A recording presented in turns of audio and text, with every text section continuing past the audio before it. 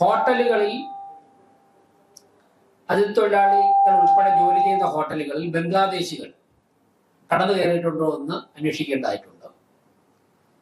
Labour ക്യാമ്പുകളിലും നമ്മുടെ രാജ്യത്തെ പൗരന്മാരല്ലാത്തവർ താമസിക്കുന്നുണ്ടോ അതിഥിത്തൊഴിലാളികളുടെ മറവിൽ എന്ന് നിരീക്ഷിക്കേണ്ടതായിട്ടുണ്ട്. അല്ല, വലിയൊരു വാർത്തയാണ്, ഇന്നലെ ഞെട്ടിപ്പിക്കുന്ന ഒരു വാർത്തയാണ് വന്നത്. അക്കാര്യങ്ങൾ പരിശോധിക്കാനുള്ള അധികാരം പോലീസിനാണുള്ളത്. രേഖകൾ തയ്യാറാക്കുക, അതൊക്കെ ഇടപെടാനുള്ള അധികാരം കോർപ്പറേഷനിലെ പോലീസിനാണ് ഉള്ളത്. പോലീസ് അക്കാര്യങ്ങൾ ചെയ്തുകൊണ്ടിരിക്കുകയാണ്, ചെയ്യും. ഞങ്ങൾക്ക് ഇടപെടാൻ സാധിക്കുന്നത് പ്രധാനമായിട്ട് ഹെൽത്ത് സെക്ടറിലാണ്. ആരോഗ്യ മേഖലയുടെ പരിശോധന ഞങ്ങൾ ശക്തമാക്കുക. അപ്പൊ ആ പരിശോധന നടത്തുമ്പോഴേക്കും ഞങ്ങൾക്ക് ഉണ്ടാകുന്ന സംശയങ്ങൾ പോലീസുമായിട്ട് കമ്മ്യൂണിക്കേറ്റ് ചെയ്യും. അതുപോലെ തന്നെ ലേബർ കോൺട്രാക്ടർമാരുടെ യോഗം ഞങ്ങൾക്ക് വിളിക്കാം. അത് വിളിച്ച് അവരോട് ഓരോരുത്തരുടെയും കീഴിൽ എത്ര അതിഥി തൊഴിലാളികളുണ്ട്, അവരുടെ ഡോക്യുമെന്റ്സ്, ഇതൊക്കെ ഞങ്ങൾ പരിശോധിക്കും. അത് പരിശോധിക്കുമ്പോഴേക്കും അവരുടെ ലേബർ ക്യാമ്പുകളിൽ ഞങ്ങൾക്ക് ഇടപെടാൻ സാധിക്കും. നമുക്ക് ആരംഭിക്കാം. ഒരു പ്രധാനപ്പെട്ട വിഷയം നിങ്ങളുടെ ശ്രദ്ധയിൽ കൊണ്ടുവരാൻ വേണ്ടിയാണ്. നമ്മുടെ കഴിഞ്ഞ ദിവസമൊക്കെ ചില മാധ്യമങ്ങളിൽ വാർത്ത വന്നിരുന്നു. പശ്ചിമ ബംഗാളിൽ രാഷ്ട്രീയ മാറ്റം വന്നതിന് ശേഷം, ഭരണമാറ്റം വന്നതിന് ശേഷം പശ്ചിമ ബംഗാളിൽ കേന്ദ്രീകരിച്ച് പ്രവർത്തിച്ചുകൊണ്ടിരുന്ന ബംഗ്ലാദേശിൽ നിന്നുള്ള നുഴഞ്ഞുകയറ്റക്കാർ കുറെ പേർ തിരിച്ചു പോയിട്ടുണ്ട് ആയിട്ട് വാർത്തകൾ വരുന്നുണ്ട്. എന്നാൽ പലരും മറ്റു പല സ്ഥലങ്ങളിലും, ഇന്ത്യയുടെ മറ്റു പല സ്ഥലങ്ങളിലും താവളം ഉറപ്പിക്കാനുള്ള പരിശ്രമം നടത്തി വരികയാണ്. അപ്പോൾ അതിഥി തൊഴിലാളികളുടെ മറവിൽ തിരുവനന്തപുരത്തും ചില സ്ഥലങ്ങളിൽ ഇവരുടെ സാന്നിധ്യമുള്ളതായിട്ടുള്ള അറിവുകൾ വരുന്നുണ്ട്, വ്യത്യസ്ത മേഖലകളിൽ നിന്നുള്ള വിവരങ്ങൾ വരുന്നുണ്ട്. അപ്പൊ അതിഥി തൊഴിലാളികൾ തെരഞ്ഞെടുപ്പ് കഴിഞ്ഞ് തിരിച്ചു വന്ന കൂട്ടത്തിൽ പലരോടൊപ്പവും ഇവരും വന്നിട്ടുണ്ട്. അത് നമ്മുടെ നാടിന്റെ സുരക്ഷയെ ബാധിക്കും, ആരോഗ്യ ഘടനയെ ബാധിക്കും. അപ്പോൾ അക്കാര്യങ്ങളിൽ കോർപ്പറേഷന്റെ ശക്തമായ നിരീക്ഷണവും ഇടപെടലും ഉണ്ടാകും. അതായത് ഇതിൽ പോലീസ് സംവിധാനം ഇടപെടേണ്ട ചില മേഖലകളുണ്ട്, കോർപ്പറേഷൻ ഇടപെടാൻ അവകാശവും അധികാരവുമുള്ള ചില മേഖലകളുണ്ട്. കോർപ്പറേഷന് ഇടപെടാൻ സാധിക്കുന്ന, ഇടപെടേണ്ട മേഖലകളിലൊക്കെ തന്നെ ഞങ്ങൾ വളരെ ശക്തമായി ഇക്കാര്യങ്ങൾ ഇടപെടും. അതിന്റെ അടിസ്ഥാനത്തിൽ ലേബർ കോൺട്രാക്ടർമാരെ സപ്ലൈ ചെയ്യുന്ന ലേബർ കോൺട്രാക്ടർമാരുടെ യോഗം വിളിക്കും.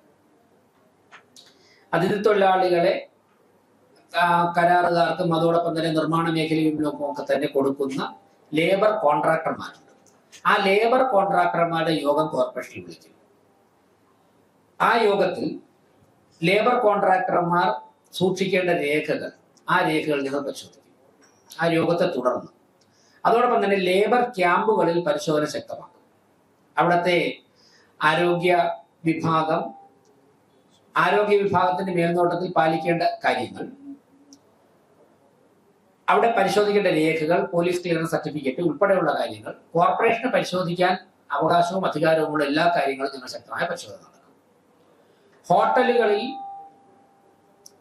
അതിഥി തൊഴിലാളികൾ ഉൾപ്പെടെ ജോലി ചെയ്യുന്ന ഹോട്ടലുകളിൽ ബംഗ്ലാദേശികൾ കടന്നു കയറിയിട്ടുണ്ടോ എന്ന് അന്വേഷിക്കേണ്ടതായിട്ടുണ്ട്. ലേബർ ക്യാമ്പുകളിലും നമ്മുടെ രാജ്യത്തെ പൗരന്മാരല്ലാത്തവർ താമസിക്കുന്നുണ്ടോ അതിഥി തൊഴിലാളികളുടെ മറവിൽ എന്ന് നിരീക്ഷിക്കേണ്ടതായിട്ടുണ്ട്. അതിഥി തൊഴിലാളികൾക്ക് മതിയായ രേഖകളോട് ഇവിടെ താമസിക്കുന്ന, ജോലി ചെയ്യുന്ന എല്ലാവർക്കും കോർപ്പറേഷന്റെ ഭാഗത്തു നിന്നും നൽകേണ്ട എല്ലാ പൂർണ്ണ സംരക്ഷണവും ഒരുക്കും. അതോടൊപ്പം തന്നെ അവരുടെ മറവിൽ മറ്റു രാജ്യത്തെ പൗരന്മാർ നുഴഞ്ഞു കയറി നമ്മുടെ നാട്ടിൽ പ്രശ്നങ്ങൾ സൃഷ്ടിക്കാൻ ശ്രമിക്കുന്നതിനെ ശക്തമായിട്ട് കോർപ്പറേഷൻ പ്രതിരോധിക്കേണ്ട രംഗത്തെ ഞങ്ങൾ പ്രതിരോധിക്കും. ഞങ്ങൾക്ക് കിട്ടുന്ന വിവരങ്ങൾ പോലീസുമായി ഷെയർ ചെയ്യും, പോലീസിനെ അറിയിക്കും. ഇത് നമ്മുടെ രാജ്യത്തിന്റെ, നാടിന്റെ സുരക്ഷയുടെ തന്നെ ഒരു പ്രശ്നമാണ്. വളരെ ക്രൂരമായ കുറ്റകൃത്യങ്ങളിൽ ബംഗ്ലാദേശിൽ നിന്നും നുഴഞ്ഞു കയറുന്നവർ ഏർപ്പെടുന്നതായിട്ടുള്ള വ്യാപകമായിട്ടുള്ള റിപ്പോർട്ട് രാജ്യത്തിന്റെ ചില ഭാഗങ്ങളിൽ നിന്ന് ലഭിച്ചിട്ടുണ്ട്. പശ്ചിമ ബംഗാളിലൊക്കെ തന്നെ നടന്ന ഏറെക്കുറെ എല്ലാ കുറ്റകൃത്യങ്ങളിലും ഇവർക്ക് വലിയൊരു പങ്കുണ്ട്. ഒരു ഓർഗനൈസ്ഡ് ക്രൈമാണ് അത് ചെയ്യുന്നത് പലരും. അതോടൊപ്പം തന്നെ ഒറ്റപ്പെട്ട ക്രൂരമായ കുറ്റകൃത്യങ്ങളിൽ ഏർപ്പെടുന്നവരുമുണ്ട്. ഇതൊന്നും തിരുവനന്തപുരത്ത് നടക്കാൻ അനുവദിക്കില്ല. അതിന്റെ ഭാഗമായി കോർപ്പറേഷൻ ചെയ്യേണ്ട എല്ലാ പരിശോധനകളും ഞങ്ങൾ ശക്തമാക്കും. വരാൻ പോകുന്ന ദിവസങ്ങളിൽ റെയ്ഡ് ഉണ്ടാവും, നിരീക്ഷണം ഉണ്ടാവും. കിട്ടുന്ന വിവരങ്ങൾ പോലീസിനെ അറിയിക്കും. സ്പാ, ചില സ്പാകളിൽ ബംഗ്ലാദേശായിട്ടുള്ള സ്ത്രീ ജീവനക്കാർ ഉൾപ്പെടെ ജോലി ചെയ്തതായിട്ടുള്ള വിവരങ്ങളുണ്ട്. ചിലത് ഇന്റലിജൻസ് വിഭാഗത്തിന്റെയൊക്കെ ശ്രദ്ധയിൽപ്പെട്ടിട്ടുണ്ട്, അറസ്റ്റ് ചെയ്തിട്ടുണ്ട്, പോലീസിന്റെ ശ്രദ്ധയിൽ പലപ്പോഴും പെട്ടിട്ടുണ്ട്. അപ്പോൾ സ്പാകളും ഹോട്ടലുകളും ആണ് ഇവരുടെ പ്രധാനപ്പെട്ട താവളങ്ങൾ രണ്ടെണ്ണം. ഇതോടൊപ്പം കൺസ്ട്രക്ഷൻ മേഖലയിലും അതിഥി തൊഴിലാളികളോടൊപ്പം ഇവിടെ കടന്നുകൂടിയിട്ടുള്ള വിവരങ്ങളുണ്ട്. അത് ലേബർ ക്യാമ്പുകളുടെ പരിശോധനയിലൂടെ ഞങ്ങൾ അത് ശക്തമായി പുറത്തു കൊണ്ടുവരും.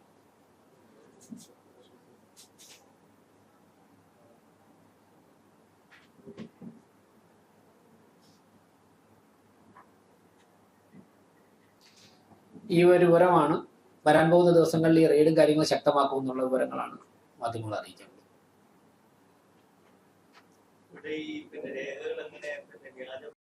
കോർപ്പറേഷൻ പരിശോധിക്കേണ്ട രേഖകൾ പരിശോധിക്കുമ്പോൾ തന്നെ ഞങ്ങൾക്ക് അറിയാമല്ലോ.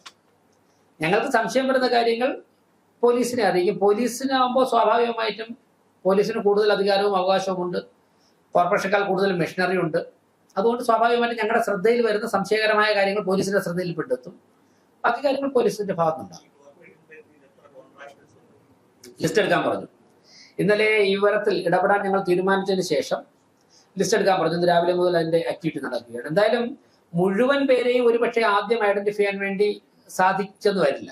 അങ്ങനെയാണെങ്കിലും ലഭ്യമാകുന്ന ആൾക്കാരുടെ മീറ്റിംഗ് എത്രയും പെട്ടെന്ന് നടത്തും. ബാക്കിയുള്ള കാര്യങ്ങൾ കിട്ടുന്ന മുറയ്ക്ക് അതാ സ്ഥലങ്ങളിൽ യോഗം നടത്തുകയും അതാ സ്ഥലങ്ങളിൽ ആരോഗ്യ സ്റ്റാൻഡിംഗ് കമ്മിറ്റിയുടെ നേതൃത്വത്തിൽ പരിശോധനകൾ നടത്തും.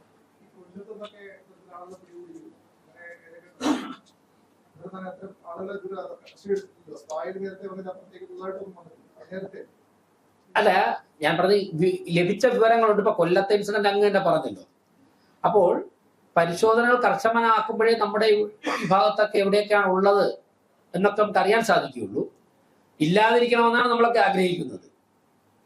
അങ്ങനെയുള്ളവർ ഇല്ലാതിരിക്കണമെന്നാണ് ആഗ്രഹിക്കുന്നത്. പരിശോധനകൾ ശക്തമാക്കുമ്പോഴേക്കും അവരൊക്കെ തന്നെ സ്വാഭാവികമായിട്ടും അങ്ങനെയുള്ളവർ കൂടെ നിൽക്കാൻ സാധിക്കില്ല.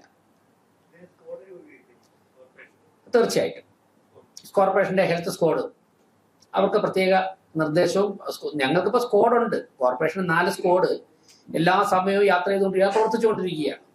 ആ സ്ക്വാഡിന് ഇക്കാര്യത്തിൽ ഏത് തരത്തിൽ ഇടപെടണമെന്നുള്ള നിർദ്ദേശം കൊടുക്കും.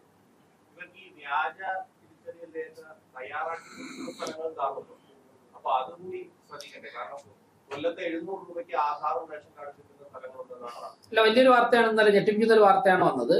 അക്കാര്യങ്ങൾ പരിശോധിക്കാനുള്ള അധികാരം പോലീസിനാണുള്ളത്. രേഖകൾ തയ്യാറാക്കുക, അതൊക്കെ ഇടപെടാനുള്ള അധികാരം കോർപ്പറേഷനിലെ പോലീസിനാണ് ഉള്ളത്. പോലീസ് അക്കാര്യങ്ങൾ ചെയ്തുകൊണ്ടിരിക്കുകയാണ്, ചെയ്യും. ഞങ്ങൾക്ക് ഇടപെടാൻ സാധിക്കുന്നത് പ്രധാനമായിട്ട് ഹെൽത്ത് സെക്ടറിലാണ്. ആരോഗ്യ മേഖലയുടെ പരിശോധന ഞങ്ങൾ ശക്തമാക്കുക. അപ്പൊ ആ പരിശോധന നടത്തുമ്പോഴേക്കും ഞങ്ങൾക്ക് ഉണ്ടാകുന്ന സംശയങ്ങൾ പോലീസുമായിട്ട് കമ്മ്യൂണിക്കേറ്റ് ചെയ്യും. അതുപോലെ തന്നെ ലേബർ കോൺട്രാക്ടർമാരുടെ യോഗം ഞങ്ങൾക്ക് വിളിക്കാം. അത് വിളിച്ച് അവരോട് ഓരോരുത്തരുടെയും കീഴിൽ എത്ര അതിഥി തൊഴിലാളികളുണ്ട്, അവരുടെ ഡോക്യുമെന്റ്സ്, ഇതൊക്കെ ഞങ്ങൾ പരിശോധിക്കും. അത് പരിശോധിക്കുമ്പോഴേക്കും അവരുടെ ലേബർ ക്യാമ്പുകളിൽ ഞങ്ങൾക്ക് ഇടപെടാൻ സാധിക്കും.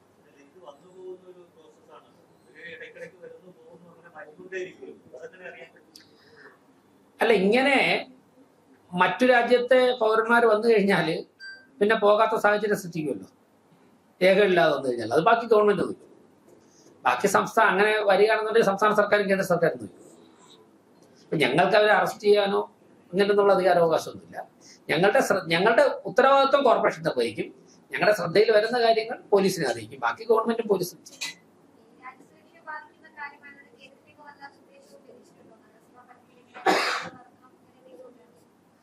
അല്ല, എവിടെ നിന്ന് എന്തൊക്കെ നിർദ്ദേശം ലഭിച്ചു എന്നുള്ള ഞാൻ ഈ പത്രസമ്മേളനത്തിൽ പറയുന്നില്ല. എന്തായാലും ഒരു പ്രാദേശിക ഭരണകൂടം എന്നുള്ള നിലയ്ക്ക് ഞങ്ങൾക്ക് പ്രോപ്പർ ചാനലിൽ വരേണ്ട വിവരങ്ങൾ വരുന്നുണ്ട്. രാഷ്ട്രീയമായി ലഭിക്കേണ്ട വിവരങ്ങൾ ലഭിക്കുന്നുണ്ട്. ചില നിർദ്ദേശങ്ങളുടെ അടിസ്ഥാനത്തിൽ കൂടിയാണ് ഈ പരിശോധന എന്ന് തന്നെ വിളിച്ചുള്ളൂ. ചർച്ച ചെയ്യുന്നുണ്ട് ഞങ്ങൾ. അതിഥി തൊഴിലാളികൾക്ക് ഏത് തരത്തിൽ കോർപ്പറേഷൻ അങ്ങനെയുള്ള രേഖകൾ കൊടുക്കാൻ സാധിക്കുമെന്നതിനെ കുറിച്ച് ഞങ്ങൾ ചർച്ച ചെയ്യുന്നുണ്ട്. അതിനാണ് ലേബർ കോൺട്രാക്ടർമാരുടെ യോഗം വിളിച്ച് അവരുടെ കൂടി അഭിപ്രായം തേടി നിയമത്തിനകത്ത് നിന്നുകൊണ്ട്. അപ്പൊ സ്വാഭാവികമായിട്ട് ഓരോരുത്തരും അവരുടെ തൊഴിലാളികളുടെ ലിസ്റ്റ് തരേണ്ടി വരും. അവരുടെ സുരക്ഷാ കാർഡ് കർശനമാക്കേണ്ടി വരും. അതെങ്ങനെ ചെയ്യണം, എങ്ങനെ നമുക്ക് പ്രായോഗികമാക്കണമെന്ന് കൂടുതൽ ചർച്ചകൾ വേണ്ടി വരും. ഈ മഴ വീണ്ടും ശക്തമാവുകയാണ്. മഴയുടെ തുടക്കം തന്നെ വലിയ ഒരു ദിവസം അതിനുശേഷം അതിനേക്കാൾ മഴയുണ്ടായി. അതിനേക്കാൾ മഴയുണ്ടായി. ആ ദിവസം എന്താണെന്നുള്ള ഇന്നലെ ബഹുമാനപ്പെട്ട ജലസേചന വകുപ്പ് മന്ത്രിയുടെ നേതൃത്വത്തിൽ തന്നെ ഞങ്ങൾ യോഗം ചേർന്നിരുന്നു. ആ യോഗത്തിൽ വിശദമായി ചർച്ച ചെയ്തു.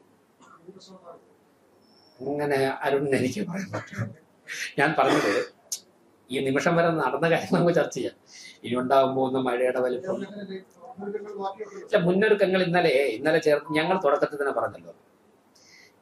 7-8 ഇന്ന് ഏതോ പത്രം ഓരോ മാതൃഭൂമിയാണെന്ന് തോന്നുന്നു, മാതൃഭൂമി, മനോരമ, ഏതോ എല്ലാത്തിൻ്റെയും പേര് കൊടുത്തിട്ടുണ്ട്. Irrigation, minor irrigation, major irrigation, inland navigation, ഇതൊക്കെ കൊടുത്തിട്ടുണ്ട്. ഞങ്ങൾ എല്ലാവരുടെയും ഉടമസ്ഥയിൽ തോടുകളുണ്ട്. അവരൊക്കെ ഇന്നലെ ബഹുമാനപ്പെട്ട 3 മന്ത്രിമാർ പങ്കെടുത്ത മീറ്റിംഗിൽ, കോർപ്പറേഷൻ മേയർ ഉൾപ്പെടെ പങ്കെടുത്ത മീറ്റിംഗ് വന്നിരുന്നു. വിശദമായി ചർച്ച ചെയ്തു. ആ പ്രോസസ്സ് കണ്ടിന്യൂ ചെയ്യാൻ വേണ്ടി സ്റ്റേറ്റ് ക്യാപിറ്റൽ എന്നുള്ള നിലയ്ക്ക് സംസ്ഥാന സർക്കാരും കോർപ്പറേഷനും ഒരുമിച്ച് ചേർന്നുകൊണ്ട് ആ പ്രോസസ് കണ്ടിന്യൂ ചെയ്യാൻ നിങ്ങൾ തീരുമാനിച്ചു. അപ്പോൾ കോർപ്പറേഷന്റെ ഓർഡറുകളൊക്കെ തന്നെ ഞങ്ങൾക്ക് കൃത്യമായിട്ട് ചെയ്യാൻ സാധിക്കും. കാരണം മറ്റുള്ള ഓരോ ഡിപ്പാർട്ട്മെന്റും അവരോരോ ഓർഡർ ഏറ്റെടുത്താൽ മതി.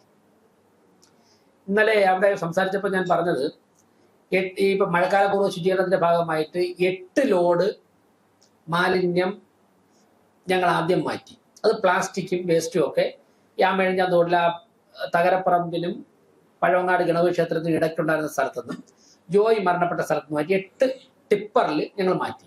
പക്ഷെ 156 ടിപ്പറിൽ പിന്നീട് മാറ്റിയത് മണലാണ്.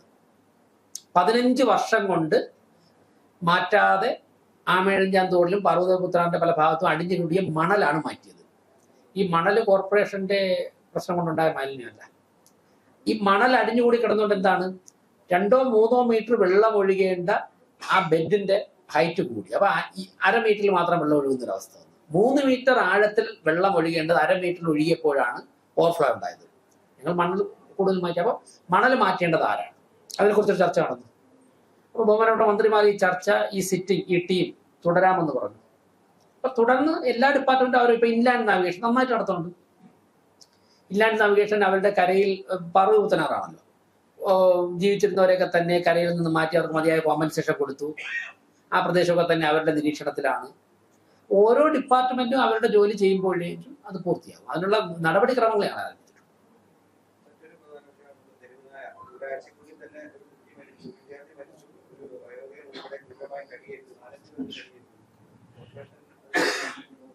ഞാൻ ഇപ്പൊ ഒരു കാര്യം പറയാം. ഞങ്ങൾ എൻ്റെ കൃത്യമായിട്ടുള്ള പ്രോസസ്സിലേക്ക് പോയിട്ടുണ്ട്. ഇന്ന് വൈകുന്നേരം 5 മണിയോടുകൂടി നായ്ക്കളെ പാർപ്പിക്കാൻ വില്ലിങ്നെസ് പ്രകടിപ്പിക്കുന്നവരുടെ ഒരു എക്സ്പ്രഷൻ ഓഫ് ഇൻട്രസ്റ്റ് വിളിച്ചിട്ടുണ്ട്. ഇന്ന് വൈകുന്നേരം 5 മണിക്കാണ് എൻ്റെ സമയം. തിങ്കളാഴ്ച അത് ഓപ്പൺ ചെയ്യും. അത് ഓപ്പൺ ചെയ്ത് അതിൽ നിന്ന് NGOകളെ സെലക്ട് ചെയ്യും.